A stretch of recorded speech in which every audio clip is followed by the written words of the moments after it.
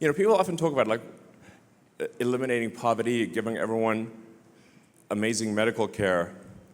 Well, there's actually only one way to do that, and that's with the Optimus robot.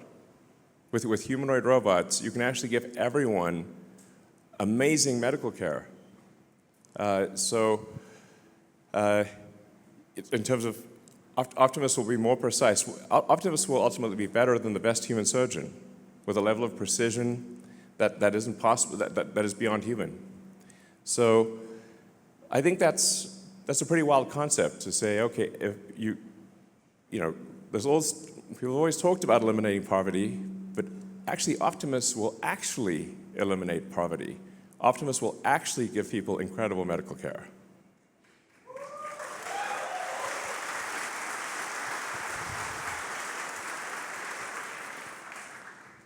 So, and so you start getting like sort of some pretty wild sci-fi sort of scenarios where, and some of these things I say will obviously be taken out of context and used in snippets and sent around, but whatever. I'm still going to say them. Like I think we may be able to give people a more, if somebody's committed crime, a more humane form of containment of future crime, which is if you say like you now get a free Optimus and it's just going to follow you around and stop you from doing crime. But other than that, you get to do anything. It's just going to stop you from committing crime. That's really it. You don't have to put people in like prisons and stuff. I think it's pretty wild to think of the various of all the possibilities, but I think it's clearly the future. My book recommendation for maybe the best, mostly utopian sci-fi future are the Iain Banks books, the culture books. So if you're curious, like what do I think the future is probably like? I think it's probably a bit like that. Asimov to some degree, but I think it's, and Heinlein, but Iain Banks, if you're like saying, what does Elon think the future probably will be like for AI and robots, it's kind of Banksian.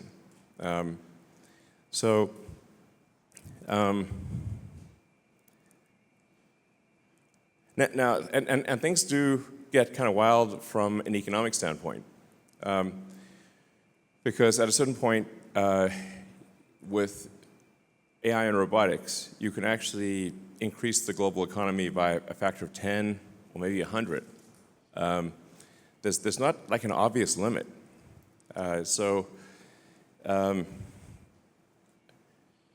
Like Optimus is kind of like an infinite money glitch. And maybe there won't even be money in the future. Or money might be measured in terms of wattage, like how much power can you bring to bear from an electrical standpoint. I guess what I'm saying is hang on to your Tesla stock. Yeah.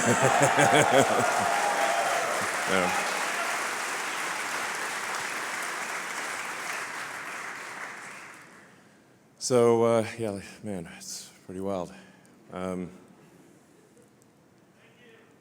You're welcome. Let's see, I think we've got some slides to go through. I'm going to ad-lib a lot of this stuff, but... So, when we started Tesla, the goal was to accelerate the advent of sustainable energy, and that's what we've done. I think Tesla has really led the way with electric vehicles, with battery packs, with a lot of solar, and many other companies have then followed our lead and done that. And electric cars, which used to be non-existent, are now prevalent. And the Model Y, for example, is the #1 selling car of any kind on Earth.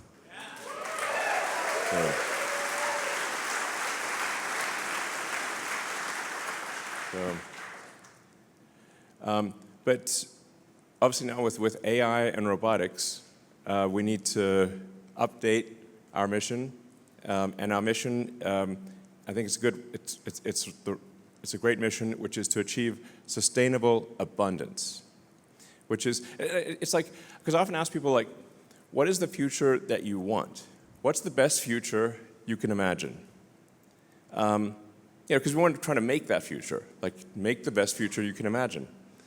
And I guess probably the best future is if people can have whatever they want from a goods and services standpoint or medical standpoint, but at the same time we don't destroy nature, and we keep the rainforests and the beautiful national parks and all that stuff. And so that's what I mean by sustainable abundance. Is that people can have whatever they want, have all their needs met, but we still keep all of the natural beauty that we want. Okay.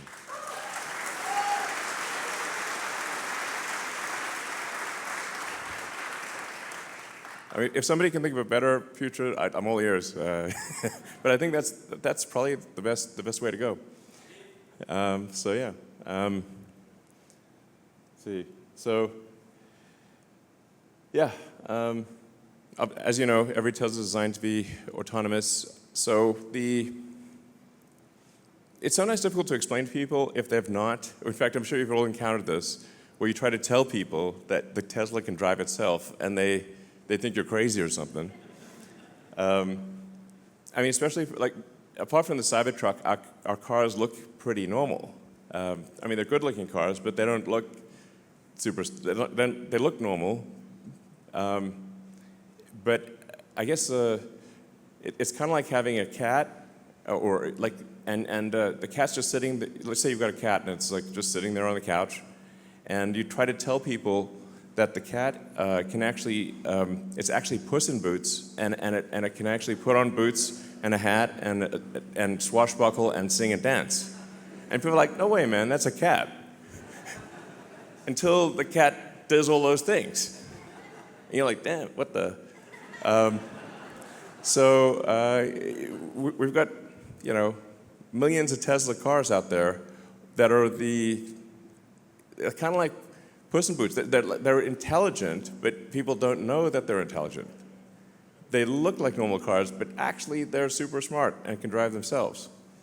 So I think that's probably the single biggest thing we need to do is to educate potential customers that you can either have a cat that's like a normal cat, or you can have Puss in Boots, and Puss in Boots is very cool.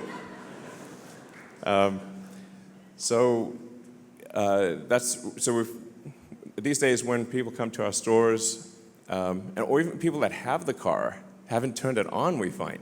And sometimes people have paid for FSD and haven't turned it on. We're like, what? You should at least try it once. And so now the sales team, the service team will actually sit with customers and say, look, let us show you how it works and how easy it is. And then once they've tried it for even just a few days, they can't live without it. And now with version 14, we're actually getting to the point where we almost feel comfortable allowing people to text and drive, which is kind of the killer app. Because that's really what people want to do, and do. Actually, right now the versions, the car's a little strict about keeping your eyes on the road, but I'm confident that in the next month or two, we're going to look closely at the safety statistics, but we will allow you to text and drive, essentially. Yeah. So, yeah.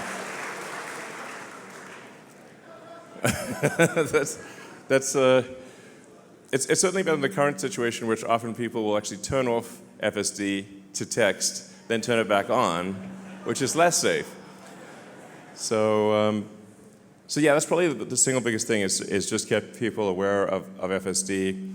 And then obviously we need to get it approved in Europe, so we certainly appreciate the support of our customers in Europe pushing the regulators to approve FSD, because you can't even get just normal supervised FSD is not allowed in Europe currently, which doesn't make any sense. And I've had these like crazy conversations with the regulators that seem like a Franz Kafka novel, where I'm like, well, look, we have billions of kilometers of data that shows that FSD increases safety. And they're like, well, we have to have all these committee meetings. I'm like, yeah, but people's lives are at stake here. So definitely a pressure from our customers in Europe to push the regulators to approve would be appreciated.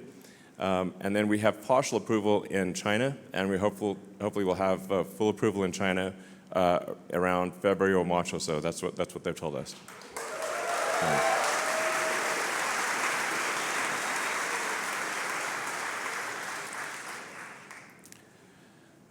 Yeah, but yeah, the fact that every Tesla car is capable of full self-driving, every car we build and have built for the last several years is capable of full self-driving is pretty wild, and most people don't know that. So, and then we've got the first car that is specifically built for unsupervised full self-driving to be a Robotaxi. It's called a Cybercab. It doesn't even have pedals or a steering wheel. Yeah. So there's no side view mirrors. There's no yeah. So it's very much optimized for the lowest cost per mile in an autonomous mode. And that production is happening right here in this factory, and we'll be starting production in April next year.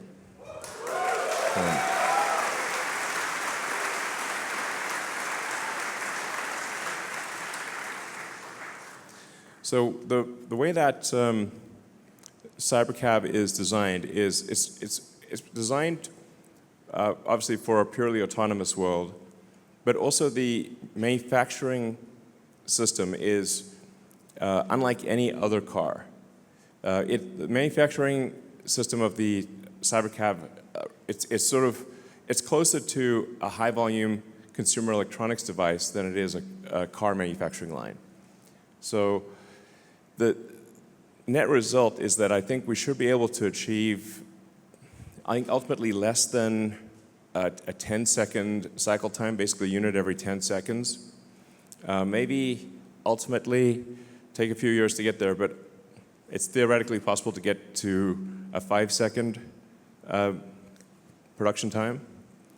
And so what that would mean is you could get on a line that would normally produce, say, 500,000 cars a year at a 1-minute cycle time, like Model Y, this would be maybe as much as 2 or 3 million. Maybe ultimately, it's theoretically possible to achieve a 5 million unit production line if you can get to the 5-second cycle time. So.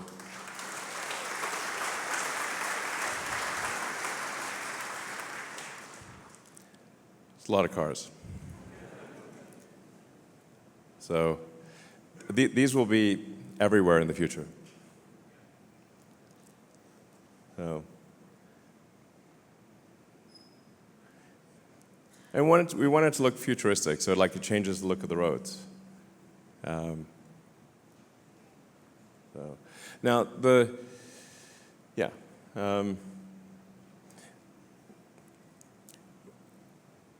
The ingredients, when you look at what Optimus what's required to make Optimus and the various ingredients, what do you need to do high volume humanoid robot production? I think it's worth considering that really the cars we make are already robots, but they're four-wheeled robots. So Tesla is already the biggest robot manufacturer in the world because every car we make is a robot. And when you break it down to the fundamental elements, you've got batteries, power electronics, motors, gearboxes. You've got connectivity. You've got a vision-based AI. Hi, Optimus. And all the various pieces that you need for a humanoid robot. You need the AI chip. You need the AI software. you need to be able to manage a large fleet. And so really Optimus is a robot with arms and legs as opposed to a robot with wheels. So Tesla's ideally suited, I think, to succeed in this arena. You will see certainly many companies showing demonstration robots. There's really three things that are super difficult about robots. One is the engineering of the forearm and hand, because the human hand is an incredible thing, actually. It's super dexterous. So engineering the hand really well, the real-world AI, and then volume manufacturing. Those are generally the things that are missing. One or more of those things are missing from other companies. So Tesla is the only one that has all three of those. Yeah. So, yeah.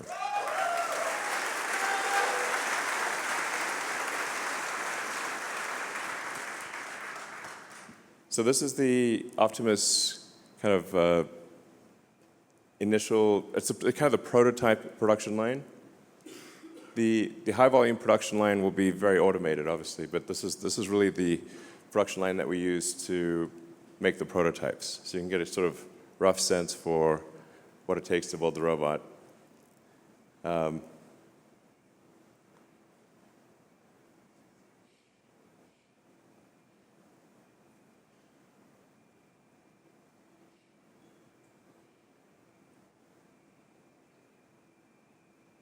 Got to pull the finger.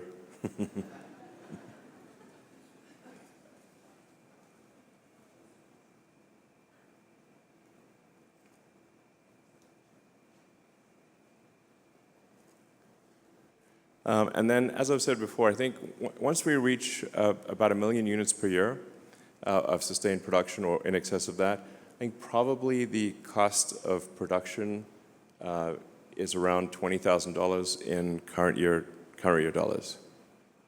So this will be certainly very affordable. Yeah, like I said, I think Optimus will ultimately increase the size of the economy probably by a factor of 10 or more. Next year we start production with Optimus version 3. What you're seeing here is Optimus version 2.5. Optimus 3 is an incredibly good design. The Tesla engineering team is amazing. When you see Optimus 3, yeah.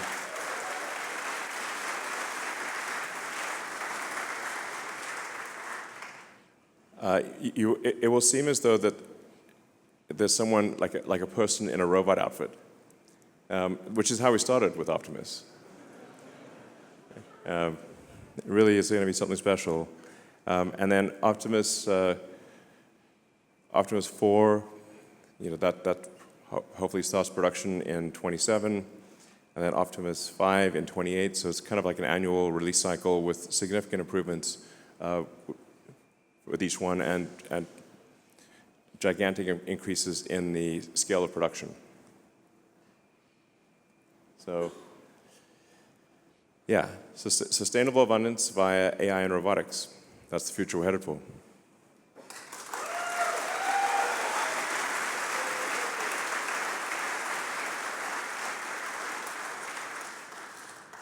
And as I think most people here know, the safety statistics show that miles driven on FSD are much safer than miles driven without it.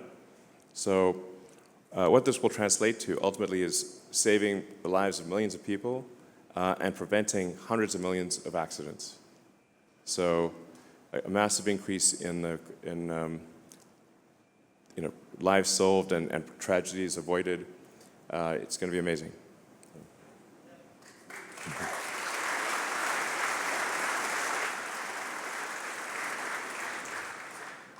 And how many people here have tried 14.1? Okay. All right, cool. Yeah, you can see even with the point releases, it's getting quite a bit better. It should be pretty smooth at this point. But really, 14.2 is, there are major changes with 14.2 and then 14.3. I think by 14.3 is when we'll really be at the point where you can just pretty much fall asleep and wake up at your destination. So.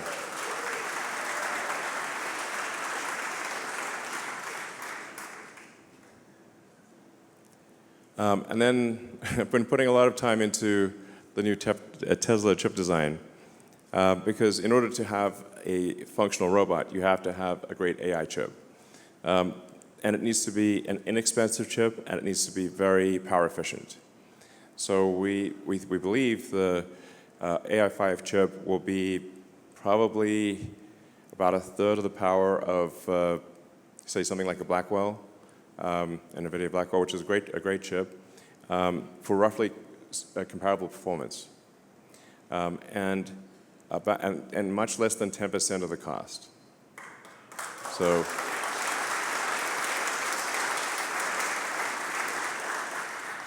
this is a chip that is very much optimized for the Tesla AI software stack.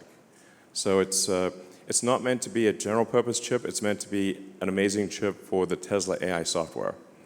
I mean, a couple things that I think like how is Tesla able to achieve such an improvement? I think it is because we are specialized. We're not trying to, NVIDIA has to serve the superset of all past and future customers. So all of their requirements, all of the software that they've written has to work, which is a very difficult problem. Whereas we just need to make it work for our software. And so we were able to simplify the chip dramatically. And then we also, I think we're unique in this, but like we have an integer-based system. And integer operations are fundamentally more efficient than floating point operations. So we can do floating point, but the vast majority of our inference is done in integer, which is, if you're familiar with sort of logic gates, like the simplicity of integer, and integer is much more power efficient, much more silicon efficient, but you actually have to train for integer inference, which everyone else is training for floating point. That's kind of like a niche technical detail, but it's actually very important. So yeah, this is going to be a great chip. So this chip will be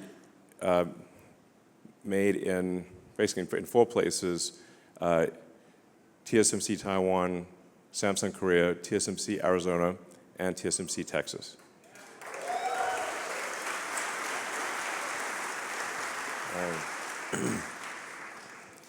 And we already know what improvements to make for AI6. So I'm hopeful that we can, within less than a year of AI5 starting production, we can actually transition in the same fab to AI6 and double all of the performance metrics. So I'm super hardcore on chips right now, as you may be able to tell. I have chips on the brain. I dream about chips, literally. I can draw at least the broad brushstroke physical design of the AI5 chip by. So this is really key. Now, one of the things I'm trying to figure out is how do we make enough chips? I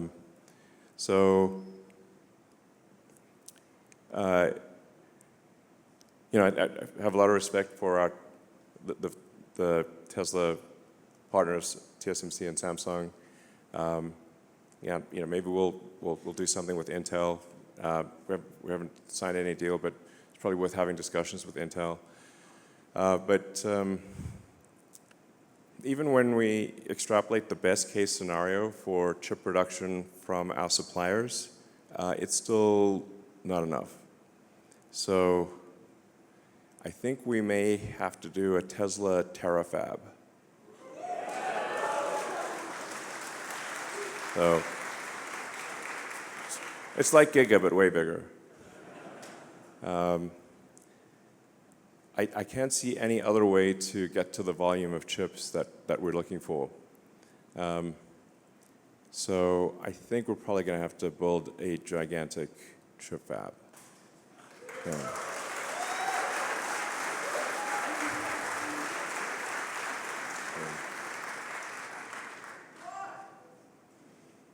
Got to be done.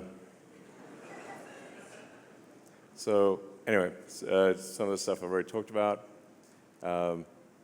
Yep, we've done a tremendous amount for sustainable energy, and that's only going to grow over time. The world is moving towards a solar battery economy, which is ultimately that's where it was going to go anyway. But what Tesla's done is accelerate that outcome. Sometimes people don't understand quite how much energy comes from the sun. So the sun is 99.8% of all mass in the solar system, Jupiter being 0.1%, and then 0.1% is miscellaneous, Earth being in the miscellaneous category. So the total amount of energy, sometimes people say, well, we'll build fusion reactors on Earth. It's like, well, actually, the giant fusion reactor in the sky is basically impossible to beat, to such a degree that even if you could burn Jupiter in a thermonuclear reactor, the amount of energy produced by the sun would still round up to 100%. That's how much energy the sun produces. So solar power is necessarily the future. And I think there's going to be a lot of solar-powered AI satellites. And I think Tesla's going to play a role in that.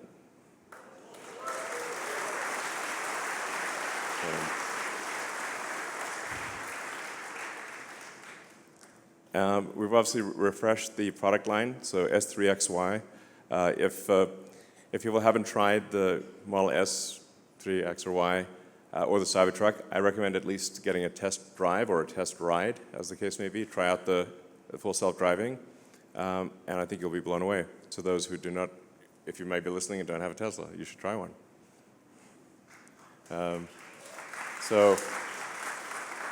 And of course, we've got the Cybertruck, which is the toughest truck of all time.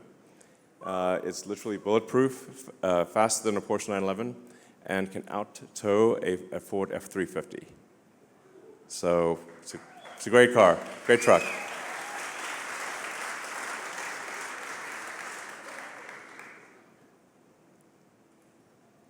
And then starting next year, we manufacture the Tesla Semi. So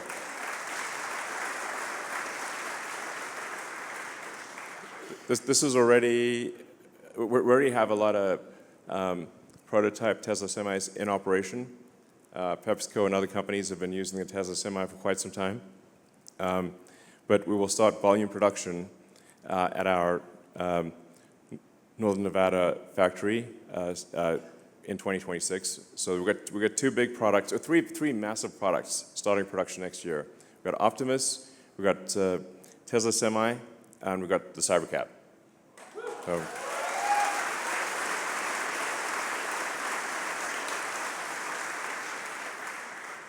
and then battery packs. So if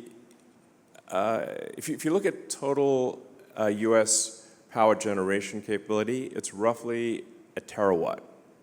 But the average power usage is less than half a terawatt.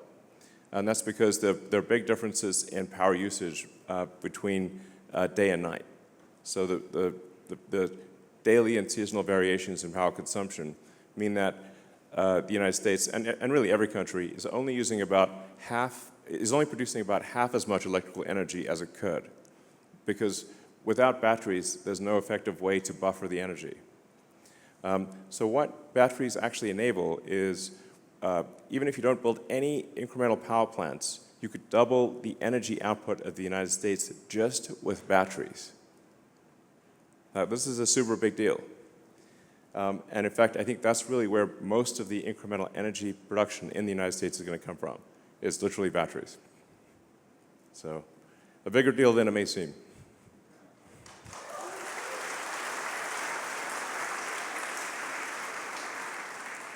And then we keep improving the battery design, so the Megablock, which makes it really easy to deploy battery, utility scale batteries. So we've just simplified and brought more of the components to be internal to the batteries, so you can just show up and drop off a battery and it works. And then hopefully over time we will actually add more and more of the power electronics so that Megapack will actually be able to output up to 35 kilovolts directly. So you won't need a substation, is what I'm saying. You can just literally drop it off, kind of like the way that a power wall, you just connect it to the house, the utility wires go on one side and the other side goes to the house mains, and that's it. So we want to get Megapack to the point where you just literally take the utility wires and you plug them in and it just works. So.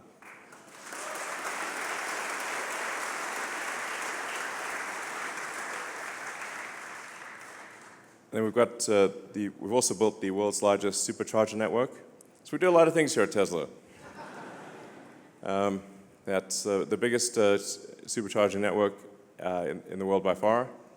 And ultimately, you'll be able to go anywhere on Earth using a Tesla supercharger. And it's pretty close to anywhere on Earth, but it's it's going to be ultimately just anywhere. It'll just work anywhere.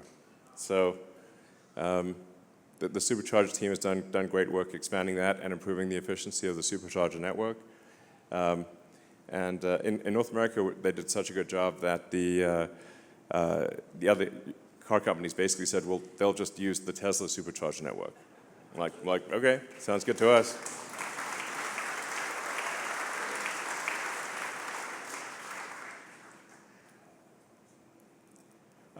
It's always important to have a slide on safety in the factory, so we continue to improve safety for our factory workers. We care a lot about their well-being. Like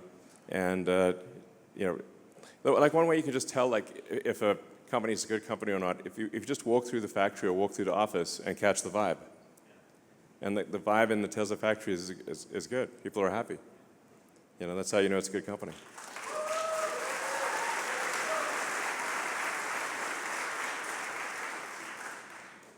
We've also put a lot of investment into raw materials.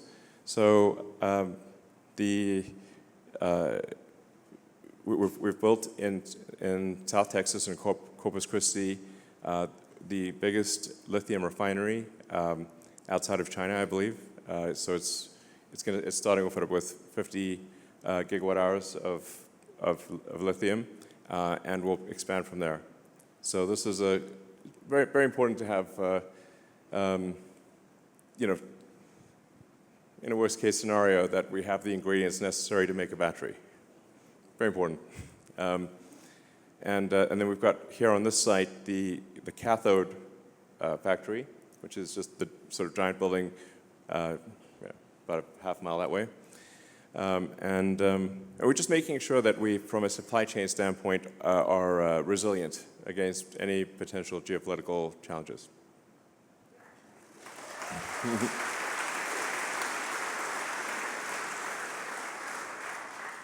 And then also at this factory, we also make the 4680 cell, which is getting better and better. And that 4680 cell will be used in the Cybercab. It is being used in the Cybertruck and will be used in the Cybercab and also in Optimus. So that's going well. But we continue, obviously, to get cells from many suppliers. It's kind of like the chip fab thing. We'll take as many chips as our suppliers can provide us, but then beyond that, if they can't provide us with any incremental cells or chips, we kind of have to make them ourselves or we get stuck. That's the Tesla Semi factory. So it's going to be pretty cool to see these going down the road in scale.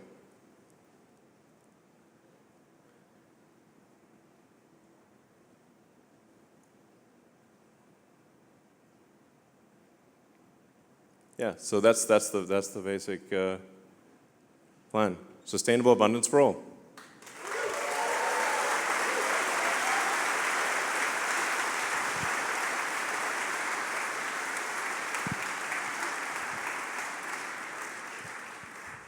All right, so yeah, I guess we can go into Q&A now.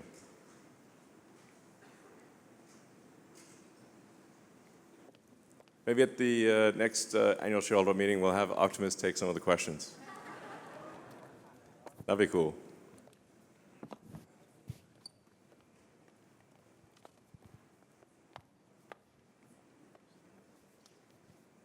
So let's see, Alexandra. Well, thank you for your help, by the way.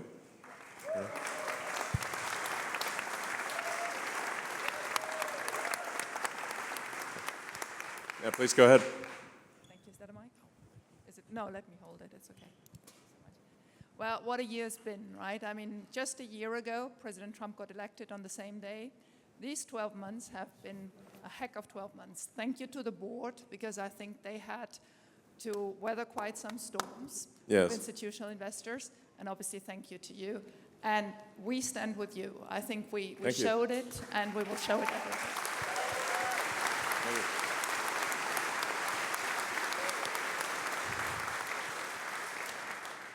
So we would like to express a wish, please. This is a nice venue. We love coming to the factory, and I think it's actually great we're doing this at the factory. But there are thousands of retail investors who are crying because they cannot. They come to me. I love playing the mama, but I now give it to you. Please organize a bigger venue. We're bigger than Berkshire, and we will do better than Berkshire. Okay, sure. And we can pay to make it happen. Yeah. Actually, Tesla will be way, way, way bigger than Berkshire long term. It's going to be kind of nutty. All right, we'll do the next one. Maybe we'll do it in the, maybe the downtown arena or the soccer stadium or something like that. And get your security check. We want to make sure that you're safe. What if I just bob and weave? But, you know, we want a party, and if you can bring the other Elon companies there as well, investors would really appreciate it. All right, sounds good. So thank you very much for listening to that. All right.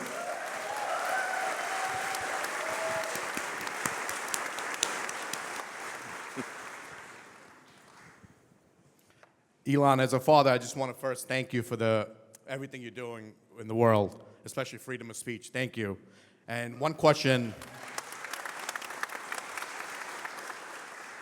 Will you or Tesla ever consider FSD tied to an owner's account rather than a vehicle to encourage more frequent upgrades, provided the transfer is to only a brand new Tesla vehicle while fostering brand loyalty? If the vehicle is sold or traded without upgrade to another Tesla, FSD ownership would end. Well, we have done that a few times. I guess we could extend it again. All right, we'll extend it. We'll extend it for at least another quarter, and then play it by ear after that. All right. Howdy, Elon. Congrats on not having to show up to work for free anymore. Yeah.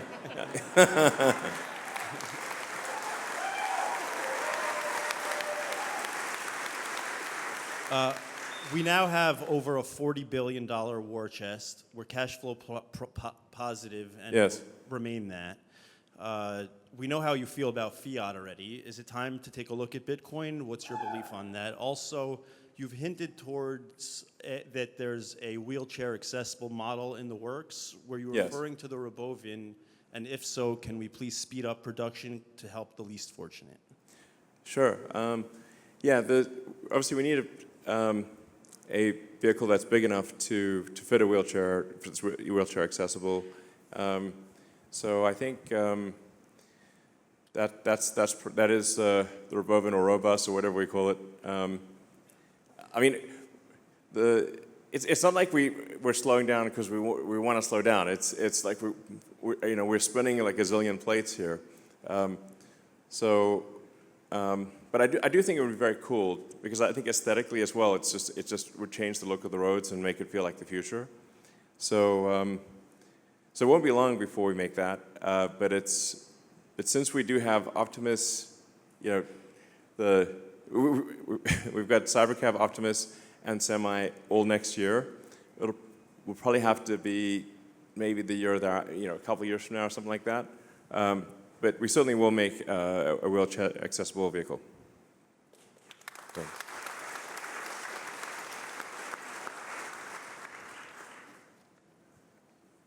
Hi, Satoshi. I was privileged enough to attend the Investor Day, and you also talked about the factory being a product. And I saw the dry cathode method and so forth, and I wanted to know the progress in that, and also would Optimus be working on that in the future production line in the future? Yeah, I guess the dry cathode, man, that's turned out to be a lot harder than we thought.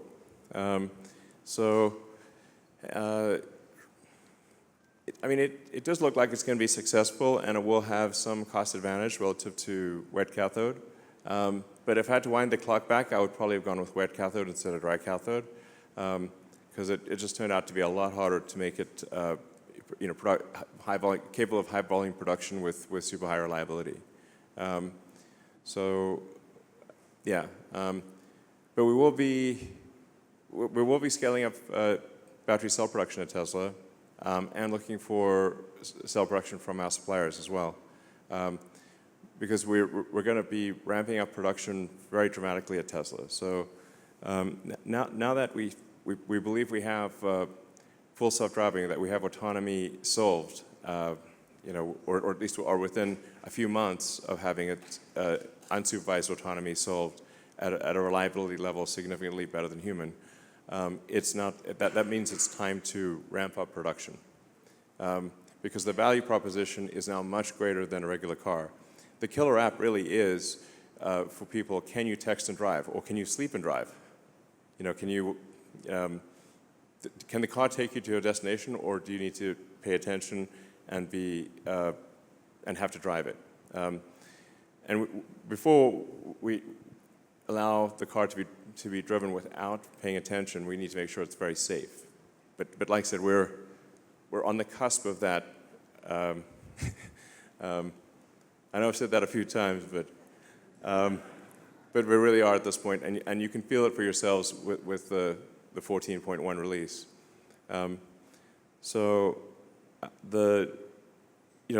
What we're going to push to expand vehicle production as fast as we possibly can. So aspirationally, we'd aim to increase vehicle production by about 50% by the end of next year. So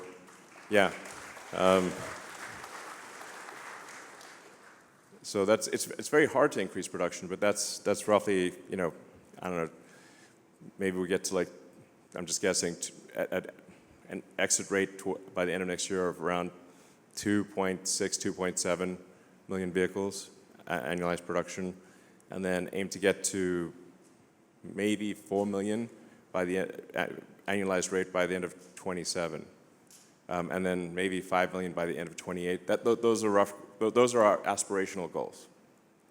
So this is a gigantic increase in output, which means that the entire supply chain has to move in unison with that increase in volume.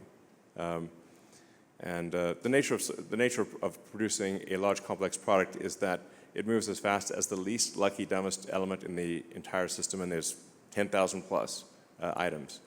But this, like I said, this really is it's not just a new chapter for Tesla, it's a new book.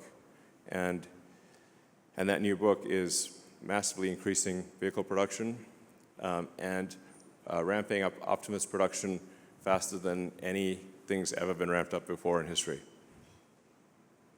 So.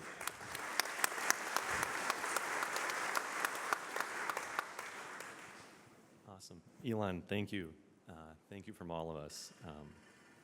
The retail shareholders really, really care, and so I echo the sentiment of, a larger venue where more can come.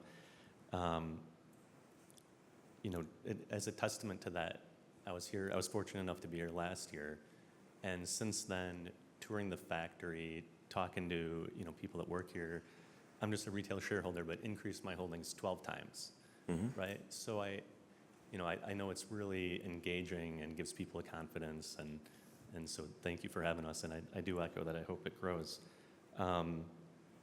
Last year, I'm the one that asked you about your well-being and safety. Oh yeah, still alive. And, you know, there's a broad, you know, general question, and it was before, you know, some of the uncertainty that's unfolded since then. And Yeah. so I hope it had a positive, you know, impact, and, you know, we all care. And so my question this year, you've talked recently about the most mind-blowing product demo of all time, and a shot at being the most memorable product unveil ever. Roadster. Yeah. And I have patiently been waiting on my Founders Series Roadster reservation. So on behalf of the Founders Series guys that have stuck in there, can we be invited to this unveil? Oh yeah, sure, absolutely, definitely. Okay. Yes. So all Founders Series can be invited? Yes. I mean, it's the least we could do, frankly, for people that are long-suffering Roadster reservation holders. I feel confident in saying it will be the most exciting product unveil ever. And I hope that, whether it goes well or doesn't go well. Since I'm up here, can I get the first one? Well, I guess it's according to whoever put down their deposit in that sequence. So that's but you'll get a very early one. I mean, the new Roadster is very much sort of like it's not even the icing on the cake; it's the cherry on the icing on the cake. So I mean, it's really kind of like you know, it's like it's not essential for sustainable abundance. Let me put it that way. But I do think there should be you know, very cool technology in the world that is that's way beyond anything that's ever existed, and I think I'd like those. Like, even if I could never have access to those things, I'd like to know that they exist and see the future happening. So I think it will be inspiring to a lot of people, and just it's extreme. It's like the coolest car, if it even is a car, that will probably ever exist. Yeah. So. Hi, Elon. Congrats on the proposal plan. That was amazing, the compensation. Question back to chips. So chips. Limiting factor Chips will be the limiting factor. To the future. So on that. Chips and electricity are the two limiting factors. Yeah, and we got the energy and power and energy packs ready to roll. So I think on the chips, I think you said TSMC, Samsung, perhaps Intel 14A, and several different sites. I heard a couple U.S. factory sources, which is. I mean, we're like everyone. Everybody. You know, it's like. Yeah. And so I guess is there an open door in the future of investing directly into some of those foundries? And second question, how big is a terafactory? Can you put that in scale and that's a good point. That's a semiconductor terafactory? Yeah, well, the thing is that we actually have agreed to buy all the chips that are made from the fab, you know. So it's basically a money printing machine for TSMC and Samsung. It's like literally, the faster you make the chips, the faster we send them money, but it's still not going at just fast enough. So that's why I think, as far as I can see, the only option is to go build some like very big chip fab. And then you got to solve memory and packaging too. So, but otherwise, you just tap out at whatever the chip production rate is. So I guess Tera would be, you'd want to say it's got to be at least 100,000 wafer starts per month size fab. And maybe that would be one of 10 in a complex. So it would ultimately be 1 million wafer starts per month. Yeah, exactly. You can tell when it gets the giggle factor, that's probably a good sign that we're onto something special. But I wouldn't be surprised if long term it's like 1 million wafers a month. Yeah. Hi, Elon. I'm a long-term investor, so I've been holding the shares for 12 years. I worked at the autopilot team development for 10 years, and I brought my dad here from Brazil. We actually won the Tesla Vision contest with the Cybertruck B video, so I hope you get to see that at some point. So thanks for the free Model Y. And my question is about, obviously, market expansion, but not only South America, Brazil, but also into Mars, like with the upcoming rendezvous of Mars and Earth. What's going to be in the payload, you know? What are we going to send there? Well, Optimus is going to play a big role. Well, Optimus and I think Tesla vehicles will play a big role on the Moon and Mars. So for a Moon base and a Mars city, Tesla vehicles and Optimus robots are natural fit for building and operating a Moon base and a Mars city. So, sorry? Cybertruck also? Yeah, it's Cybertruck. You will need to drive around in a pressurized vehicle if there's a person inside. But yeah, it'll be something cool. Next level Moon buggy or Mars buggy. So, all right. Hi, Mr. Musk. Gaurav. Been a fan of yours since 2006. I think I saw a piece in Popular Science magazine. It was really cool, and I think I was 15 at the time. Shareholder since 10 years now. It's been really, really rewarding. It's changed my life. So thank you very much to you and Tesla. My question is regarding Tesla's mission for a sustainable future as it pertains to autonomy. I personally fully expect a deflationary period after, unlocked by autonomy, basically, both in moving humans and goods and whatnot, excluding Optimus even. Yeah. What efforts is Tesla going to focus on to reduce the dollar per mile? Rough math, I think like 30 cents a mile would be really nice. 50 cents is pretty good too. I mean, looking at inflation later on. And then I guess the second part of that, how low does it have to be for people to just stop buying cars, like where it doesn't make economic sense to do that? I expect that to affect economies of scale and then further increase the pricing of vehicles there on out. So what is that node at which inflection happens? Well, in terms of cost per mile, I mean, we do see a path with a lot of work to get below 20 cents a mile in current year dollars. I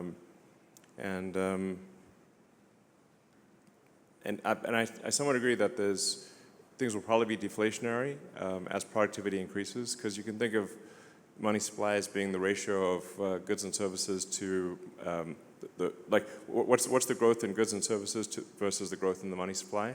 That ratio is basically inflation. And so if the output of goods and services grows faster than the money supply, then you necessarily have deflation, or vice versa. They try to make it sound complicated, but it's not. So I'm not sure that even government overspending can actually. I think government overspending will be lower than the increase in productivity of goods and services, which would imply deflation as you expect. Sorry? What about economies of scale and the impact it has to how you respond as an automotive company when people stop potentially buying cars? Economies of scale? In like auto manufacturing, for instance, it only makes sense if lots of people buy your vehicles. The total number of vehicles will decrease. The sort of vehicle fleet out there is about 2 billion cars. Right? 2 billion. If you add up all cars and trucks that are not at a scrapyard, I think it's around 2 billion. But that number would decrease with autonomous vehicles. So the total fleet size would drop. I actually think miles driven will increase because it is now much less painful to travel somewhere. So if somebody's thinking about traveling across a busy city, then they'll take into account, well, how much pain do I have to deal with? If I have to go through 2 hours of traffic, I probably won't do it. But if you're just, say, sitting in a Cybercab watching a movie or doing some work, then it's just like sitting in a little lounge. So I think you'll see probably a significant increase in total miles driven, but at the same time, a decrease in the total active fleet of vehicles. I'd just like to reiterate how grateful we all are to have you on board, ready to lead us to another $7 trillion in market cap, at least. At least. Obviously. Thank you. My question is, how much of a concern is it that when Cybercab starts production in Q2 next year, that regulation won't be there yet to where you can deploy Cybercabs being produced? Or are you guys confident that every Cybercab you guys make, you'll be able to deploy? Yeah, I think the rate at which we receive regulatory approval will roughly match the rate of Cybercab production. It'll be maybe a little tight, but it's about right. And I'd like to thank Waymo for paving the path here. It's very helpful. Yeah, but I think we'll be able to deploy all the Cybercabs that we produce. And the other thing is, like, once it becomes like extremely normal in cities, it's just going to become like the regulators will have just fewer and fewer reasons to say no. And then you've got this, you've got the accident statistics at scale, and you can show that autonomous miles save lives. And you've got unequivocal, billions of miles to prove it. Then I think it's hard for regulators to say no. Yeah, true. All right. First of all, Elon, thank you so much for everything you do for the Tesla shareholders. Thank you. Do you see a path for Optimus to have consciousness downloaded to it? You mean human consciousness, or? Yes. Yeah, I mean, it's not like immediate, but if you said down the road, would you be able to, say, with a neural link, have a snapshot of, or at least an approximate snapshot of somebody's mind, and then upload that approximate snapshot to an Optimus body? I think that at some point that technology becomes possible, and it's probably less than 20 years. Yeah. But of course, you won't quite be the same, Be a little different, because you'll be in a robot body, and the mental snapshot will not be precise. It'll be probably pretty close, but not exactly the same. On the other hand, are you the same person that you were 5 years ago? Nope. I mean, a lot of things have changed. Yeah, but I guess at some point, if you want to be uploaded to a robot body, my guess is that becomes possible. Yeah. Hi, Elon. Space-based data center is a great idea, and I agree with that. Yeah. I was curious on your views on space-based solar power, the idea of beaming down microwave energy down to Earth so that you can just point it to where it needs to go without transmission, without distribution lines, and it's more energy dense, so less land use. Just curious on your views. Well, space solar power, until the advent of something like Starship, where the cost per ton to orbit, drops by orders of magnitude, the cost of getting payload to orbit is so high that there was no possibility of space solar power solving anything, really. Now, with Starship, I see a path to Starship cost per ton to orbit being lower than air flight. Like if you were to fly, do a long distance air flight with cargo, like say took a 747 from here to Sydney, Australia, or something like that. I think ultimately Starship will be able to do that trip for less cost per ton than an aircraft. So now you've got that opens up a very wide range of possibilities. Like the most obvious one, I think, is actually solar-powered AI satellites. So to move the AI to orbit and essentially deep space over time, because you can actually access over 1 billion times more energy from the sun in deep space than you can on Earth. The scaling, to scale to Kardashev, to make any progress on a Kardashev 2 scale, which is using some non-trivial amount of energy from the sun, you kind of have to do space solar power.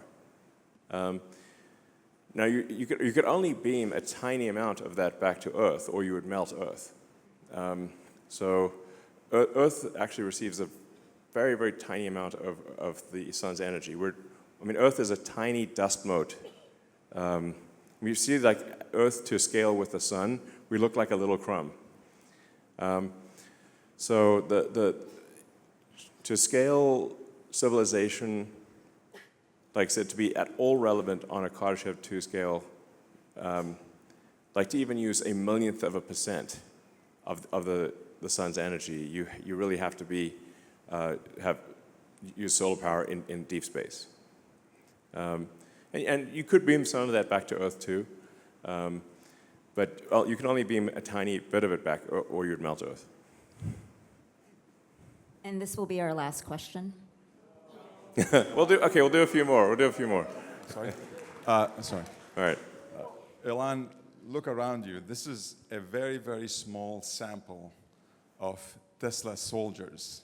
Maybe, actually, I should say Elon Musk soldiers. Well, thank you for your support. So, thank you, everyone. I'd just like to say thank you from the bottom of my heart for your support. Thank you. And thank you, everyone out there. So, I know for sure a lot of them sold the farm to buy Tesla. And they stuck with Tesla through thick and thin, good days and bad days. Yes. So my question to you is, how do you feel about repeating the success, but in a safer way, where you get qualified Tesla retail investor only to invest in SpaceX, avoiding all these market manipulators, those crooks, and these short sellers? Yeah. It is a tough problem that you highlight. I mean, unfortunately, over time, the parasitic load of being a public company has just grown over time. And so you get all these, like, spurious lawsuits, obviously, and they just make it very difficult to operate effectively as a public company. But I do want to try to figure out some way for Tesla shareholders to participate in SpaceX. That would be very cool.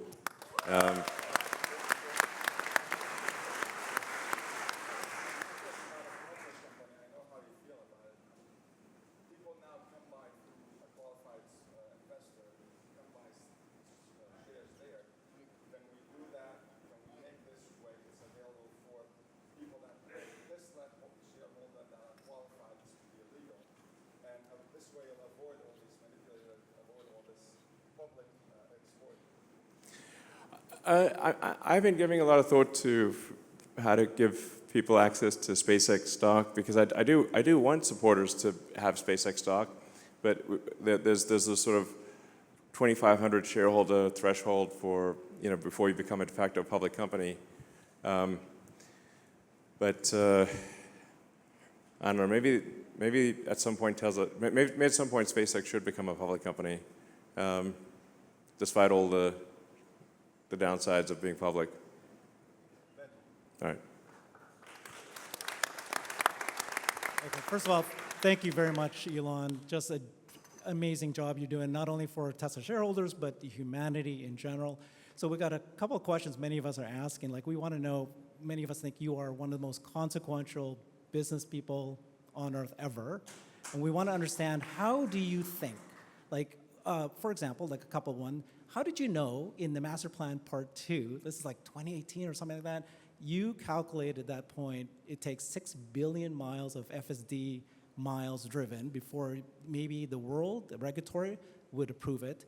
And then the second is, like, when you were deciding if Tesla's going to have, the hardware chips, AI chips, did you know at that time that at some point when you get to AI5, it's going to be used not only for cars, but for bots and for AI data centers. Like, was that luck a little bit, or was it like you kind of knew that that was going to happen? Well, generally, I mean, in terms of the estimates, like for the self-driving stuff, I generally try to get things to within an order of magnitude. It seemed to me like probably, and this was technically in kilometers, but it would be more closer to 10 billion kilometers, which is roughly 6 billion miles, than it would be to 1 billion. But I thought it would not take 100 billion kilometers. So it was really just in trying to, when you're trying to guess something where there's a lot of uncertainty, just try to get it, get the estimate to the nearest order of magnitude, closest factor of 10, and that's why I said probably around 10 billion kilometers or 6 billion miles, and then the chip, the reason Tesla created a chip team.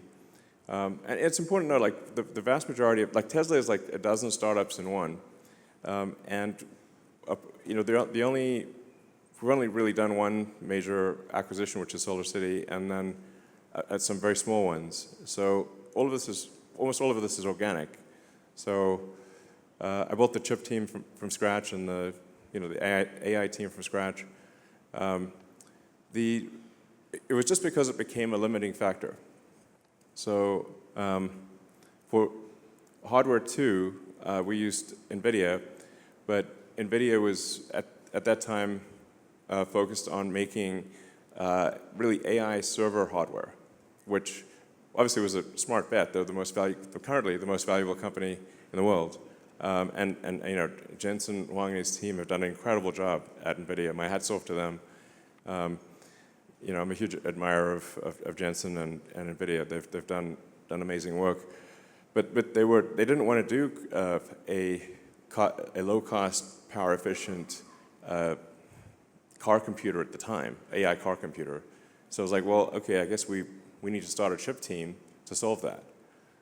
So then that's when I hired Jim Keller, and we built the chip team, and did AI3, then AI4. And then, to be honest, we made some mistakes there with AI5, but now AI5 is back on track, and we'll have a very rapid cadence to AI6 and so forth. And this is really necessary for the car to like with AI4. I think we can get to 200 or 300% better than human safety, maybe 400% better. But with AI5, I think we can do 1,000% better, or maybe even better than that. Than human safety. So at a certain point, actually, it might be too much intelligence for a car. Because I was thinking, what if you get stuck in a car and you have too much intelligence? But then one of the things we could do is, when the car is idle, is use the car as a massive distributed AI inference fleet. So, with the consent of customers, we're like, do you want your car to earn money for you while it's sitting in your garage at night? I don't know, we'll pay, $100 a month or $200 a month or whatever the right number is, if you allow Tesla to do AI inference workloads when you're not using your car. So that will also help the AI in the car not get bored. Because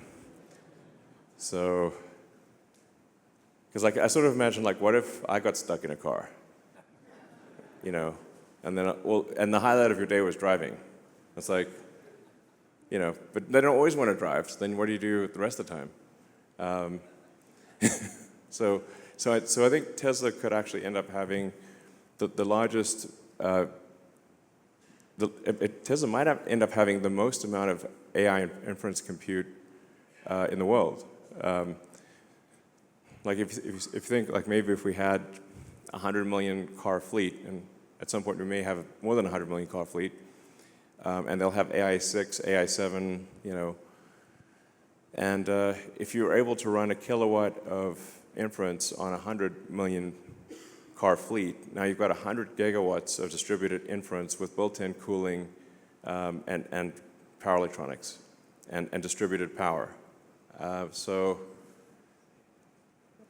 probably the market's valuing that at 0.0 right now, is my guess. But it seems like an obvious thing to do. If you've got distributed inference AI and you've got the power and the cooling, which is very difficult to do the power and the cooling, and 100 gigawatts is a lot. I mean, the average, as I said, the average power consumption in the US, I think, is around 460 gigawatts. That's the entire electrical consumption of the US. So if you did 100 gigawatts, that would be a pretty big number. But yeah, it's basically something as a limiting factor, and then we take actions to address the limiting factor. A quick follow-up. Thank you for that very much. A request for you. So you guys just unveiled the Cyber Bear. Looks fantastic. Oh, yeah. We'd like to, it's beautiful. We'd want you guys, or maybe do a Cyber Bull here in Giga, Texas. My name's Herbert. I've got a Brighter with Herbert channel on YouTube. This is the Cyber Bulls. We are representing the Tesla Bulls, and we stand with you, Elon. But wouldn't it be cool to have a Cyber Bull right here in Texas? Like a cyber longhorn? Cyber Longhorn. All right, Let sure. us be We'll do a cyber longhorn for the factory. All right.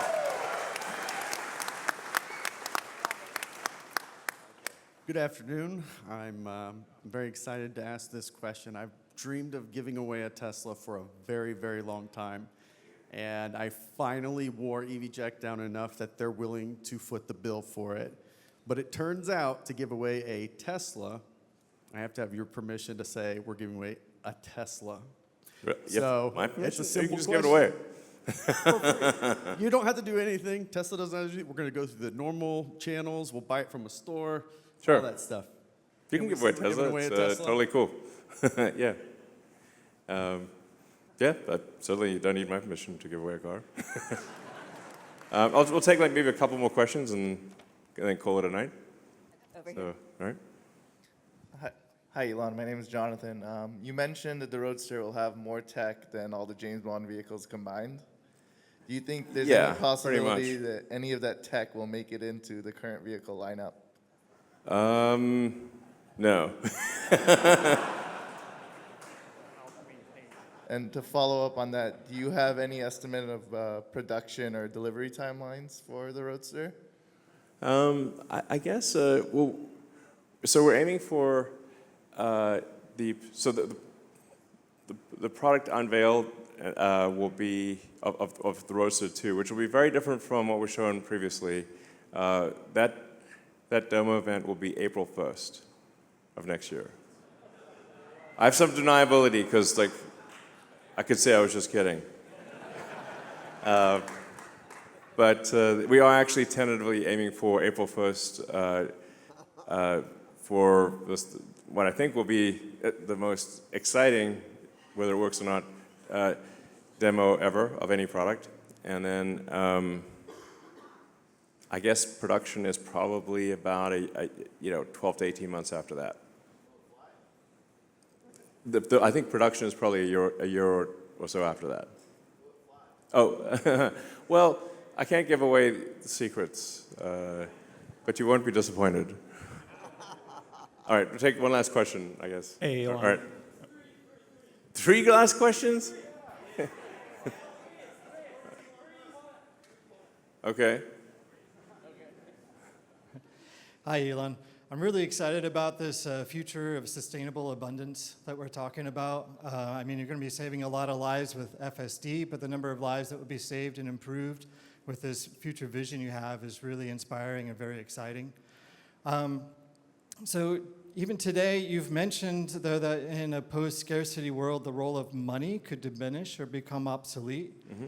Given that much of today's power, including yours, is tied to wealth, do you think achieving this abundance would require powerful people to relinquish their power? And how might we address resistance from those who hold power to make this vision a reality? Well, I mean, I think actually long-term, the AI is going to be in charge, to be totally frank, not humans. if artificial intelligence vastly exceeds the sum of human intelligence, it is difficult to imagine that any humans will actually be in charge.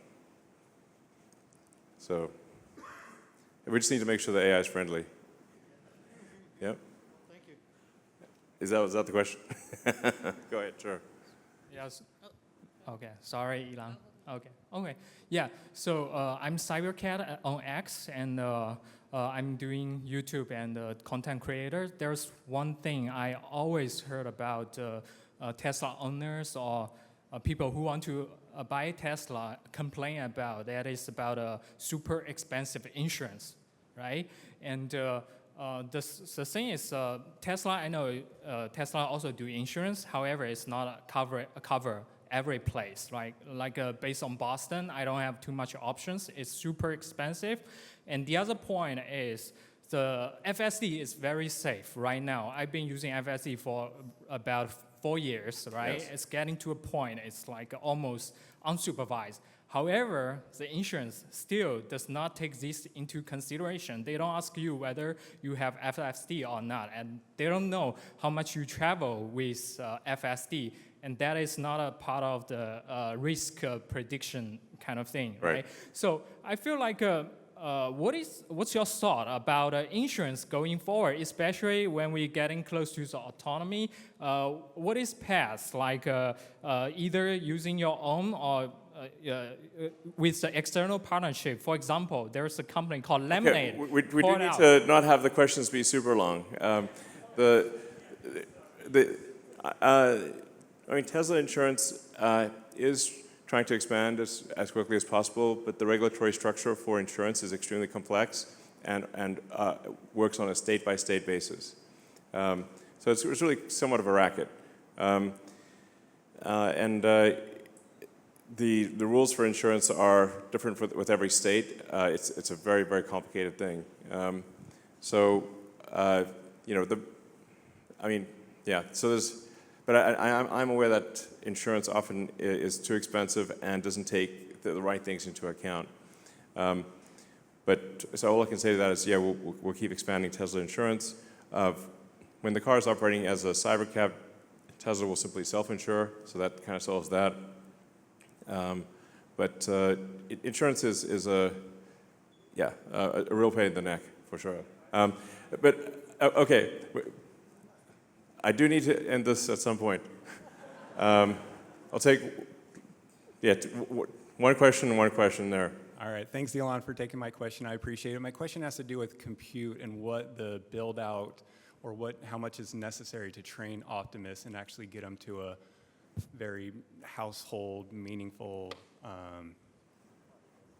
robot that can do things, and if the partnership with xAI would help accelerate that.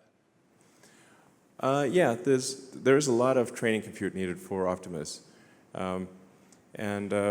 because the AI chip in the robot is relatively weak because it's really limited on power. You can make up for that with a lot of training to have a lot of training result in a very efficient AI that can run on a low power chip in the robot. So it is. We will actually have to spend a lot of money on training. Like ultimately it'll be like tens of billions of dollars on training compute. So it's a big number. Would a partnership with xAI help accelerate that? Yeah, I think potentially. Yeah, I think that could. I think there's potential for accelerating that. So. Yeah, did the xAI investment thing get approved? Yes. No? Yes? Okay. Okay, whatever. Whenever like it's like Tesla and some other company that I have an interest in, then it's like always quite complicated to do things. It has to go through a lot of hoops to happen. I do think there's a lot of potential for collaboration with xAI in the future and with SpaceX. So, all right. Okay, this is the last one. Yeah, sorry. Thank you so much. Captain Ali on X, I support you. Thanks. you so much for everything you do.